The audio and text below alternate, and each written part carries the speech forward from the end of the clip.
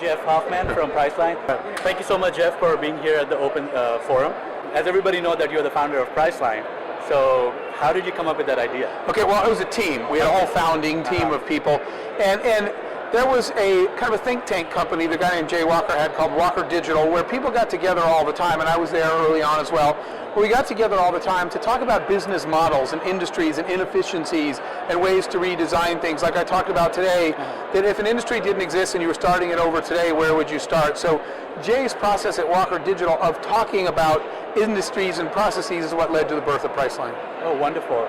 And what were your few challenges that you had in the beginning? Because it doesn't become such a big company right away. Sure, in our case it wasn't really funding because it was intellectual property. In our case it was changing behavior. The Priceline model was you don't know what airline you're flying, you don't know what time you're going, you don't know what routing you're taking, you have to pay in advance. Right. So early on people didn't understand, they'd never purchased travel this way.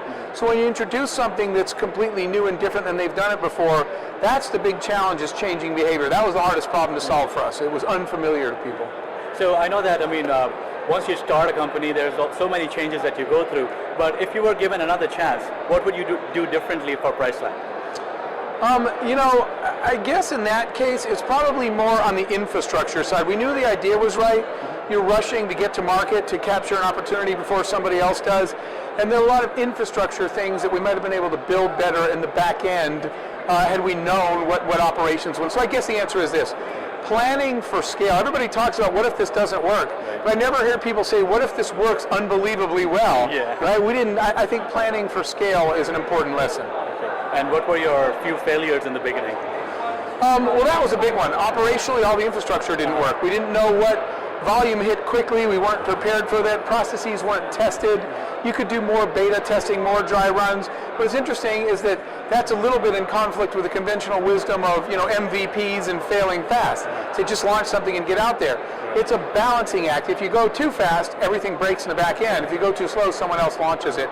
So I think we could have figured out the timing better. I grew up in the West. I grew up in Arizona.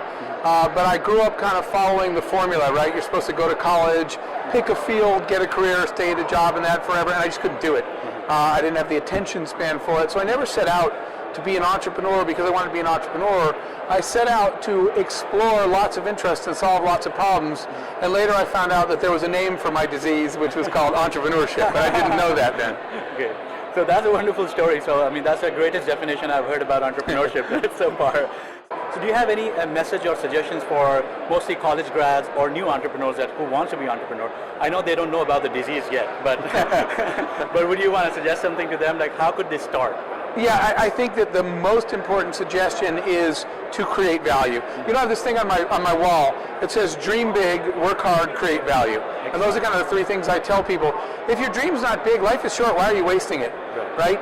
Every day you don't get those days back. So wasting time on something that even if you succeed isn't a big deal seems kind of silly to me. So dream big and don't be afraid to do that. Work hard is a huge piece of it. I was doing an interview after selling one of my early companies way before there was a Priceline, and somebody said, what's the secret to success? And I said to the reporter, it struck me as odd, and I said, the secret to success is that while everybody else was looking for the secret, I was at work, building something. There's no secret. You have to just really work hard. And then the third one about create value is solve a problem in the world that somebody else cares about and will pay something for. I see a lot of people, especially engineers, have this really cool idea. It's really cool to you, but there's no one else in the world that cares whether you solve that or not. Find a problem that a big group of people in the world think would be valuable and create value that way. All right. And how was the experience at Open today? It's been fantastic. The dialogue, even before we started, I had some great dialogue with a lot of people here about everything, as you heard, from education to entrepreneurship to team building. So the open dialogue among all these people from different backgrounds makes it really, really valuable. Excellent. And any suggestions to us to improve our conferences, get more nice speakers like yourself, and what can we do to...